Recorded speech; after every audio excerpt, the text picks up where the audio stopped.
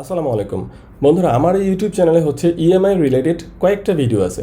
তো এই ভিডিওগুলোর মধ্যে একটা কমন কোশ্চেন আমি পেয়ে থাকি এরকম অনেকটাই, যে আমার ক্রেডিট কার্ডে যদি 40,000 টাকা অ্যাভেলেবেল ব্যালেন্স থাকে, আমি কি 60,000 টাকার একটা প্রোডাক্ট পারচেস করতে পারবো আমার ক্রেডিট কার্ড দিয়ে ইএমআইয়ের মাধ্যমে? এই কোশ্চেনের অ্যান্সারটাই হচ্ছে আজকের ভিডিওতে আমি আপনাদেরকে দিয়ে দিচ্ছি।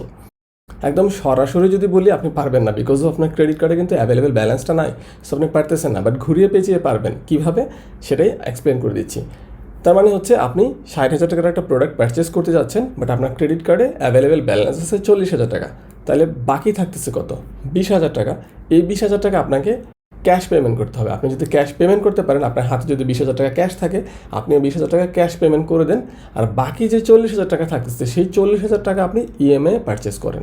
সেটা 6 মাস হোক, সেটা 12 মাস হোক, ডিপেন্ড করে কোন ব্যাংকের ক্রেডিট কার্ড নিচ্ছেন, কাদের কাছ থেকে প্রোডাক্টটা পারচেস করতেছেন, এদের দুজনের মধ্যে লিয়াজোটা কীরকম, সেটার উপর ডিপেন্ড করে আপনি 6 মাস, 12 মাস, 24 মাস, 36 মাস ইএমআই অ্যাভেল করতে পারেন। বাট ওইটা হবে 40,000 টাকার উপর, 60,000 টাকার উপর না। বিকজ অফ আপনার 60,000 টাকা কিন্তু ক্রেডিট কার্ডে অ্যাভেলেবেল নাই। সো আপনি চাইলেও 60,000 টাকার প্রোডাক্টটা ইএমআইয়ের মাধ্যমে নিতে পারতেছেন না। এই কারণে 20,000 টাকা আপনাকে ক্যাশ পেমেন্ট করতে হবে। আর বাকি 40,000 টাকা যেহেতু আপনার কার্ডে অ্যাভেলেবেল আছে, আপনি 40,000 টাকা দিয়ে বাকি অংশটা ইএমআই করতে পারেন। এই একটা অপশন আছে আপনার কাছে। আশা করি জিনিসটা আমি ক্লিয়ার করতে পারছি। তো বন্ধুরা, আমি নিয়মিতই credit card related, bank related বিভিন্ন ভিডিও আপলোড করে থাকি। সো আপনি যদি আমার চ্যানেলে নতুন হয়ে থাকেন, আমার চ্যানেল এখনও সাবস্ক্রাইব না করে থাকেন, প্লিজ সাবস্ক্রাইব করে দেবেন। তো আমার ওই ভিডিওগুলোতে আরেকটা কমন কোয়েশ্চেন আমি পেয়ে থাকি, লাইক এরকম, যে আমার কার্ডে যদি অ্যাভেলেবেল ব্যালেন্স থাকাই লাগে, তাহলে আমি কেন ইএমআইয়ের মাধ্যমে পারচেস করবো? আমি কেন ফুল টাকাটা পেমেন্ট করেই দিব না? কারণ আমার কাছে তো কার্ডে টাকাই আছে এবং কার্ডের ওই টাকাটা তো ব্লকই থাকবে। তাহলে তো আমি ফুল টাকা পেমেন্ট করেই প্রোডাক্টটা পারচেস করতে পারি। আমি কেন ইএমআইয়ে নিব? এটার অ্যান্সারটা আপনাকে বুঝতে হবে ক্রেডিট কার্ড কীভাবে কাজ করে। আপনি কিন্তু ক্রেডিট কার্ড দিয়ে ইএমআইটা করতেছেন, আর ক্রেডিট কার্ডের অ্যাভেলেবেল ব্যালেন্স বলুন আর ক্রেডিট লিমিট বলুন, এটা কিন্তু আপনার টাকা না। এটাকে ব্যাংক আপনাকে লোন আকারে দিচ্ছে। আপনি কিন্তু আপনার জমানো টাকা, আপনার ব্যাংক অ্যাকাউন্টের টাকা কিন্তু খরচ করতেছেন না ইএমআইয়ের জন্য।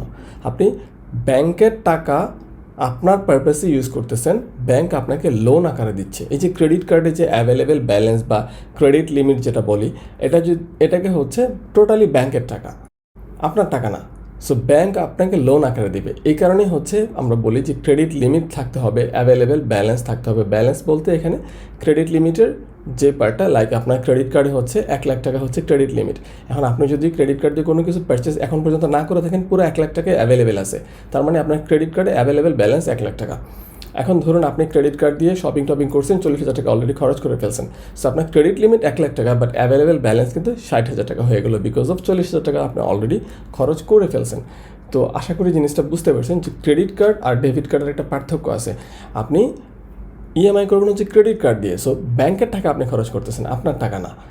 এই কারণে অ্যাভেলেবেল ব্যালেন্স থাকাই মানেই আপনি ইএমআই করতে পারবেন। আর কেন অ্যাভেলেবেল ব্যালেন্স আছে, আপনি কিন্তু চাইলে পুরো টাকাটা একবারে ক্রেডিট কার্ড দিয়ে ইএমআই ছাড়া পারচেস করতে পারেন, কিন্তু করলে কী লস সেটা এখন বলতেছি।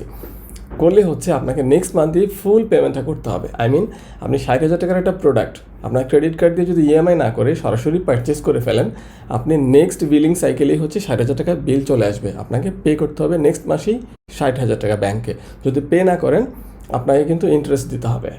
আর আপনি যদি ইএমআইয়ের মাধ্যমে পারচেস করেন, আপনি কয় মাসের ইএমআই করতেছেন ডিপেন্ড করে। আপনি যদি 60,000 টাকা যদি 6 মাসের ইএমআই করেন, প্রতি মাসে জাস্ট 10,000 টাকা করে ব্যাংকে দিলেই হবে। আপনি যদি 12 মাসের জন্য করেন, 5,000 টাকা করে প্রতি মাসে ব্যাংকে দিয়ে দিলেই হবে। কোনো এক্সট্রা টাকা দিতে হবে না যদি ইএমআইটা হয় 0% ইন্টারেস্টে। এই কথা। এই কারণে আমি প্রেফার করি, যদি আপনার কাছে ক্রেডিট কার্ড থাকে, আপনার যে প্রোডাক্টটা পারচেস করবেন সেটা যদি ইএমআই নেওয়ার অপশন থাকে এবং সেটা যদি হয় 0% ইন্টারেস্টে, ইএমআই কেন নেবেন না? অবশ্যই ইএমআই নেবেন। ইএমআই নিলে আপনি একটা লম্বা সময় পাবেন এবং ওই সময়ের মধ্যে জাস্ট পেমেন্টটা মান্থলি করে দিবেন, তাহলে আপনি অবশ্যই বেনিফিটেড হবেন।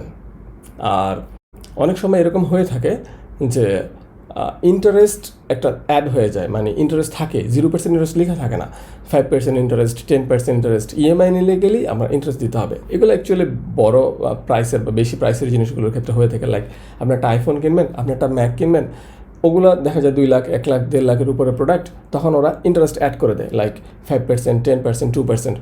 তখন আপনি কিভাবে বুঝবেন যে আলটিমেটলি আপনাকে কত টাকা বেশি দিতে হচ্ছে বা প্রতি মাসে মাসে আপনার অরিজিনাল টাকার সাথে কত টাকা ইন্টারেস্ট দিতে হচ্ছে? এটা বুঝতে হলে এই যে এখন ভিডিওটা দেখতে পাচ্ছেন এন্ড স্ক্রিনে, দেখে ফেলুন। ছোট্ট একটা ক্যালকুলেটর আছে, ইউজ করে আপনি ক্যালকুলেট করতে পারবেন আপনার কত টাকা ইন্টারেস্ট দিতে হবে।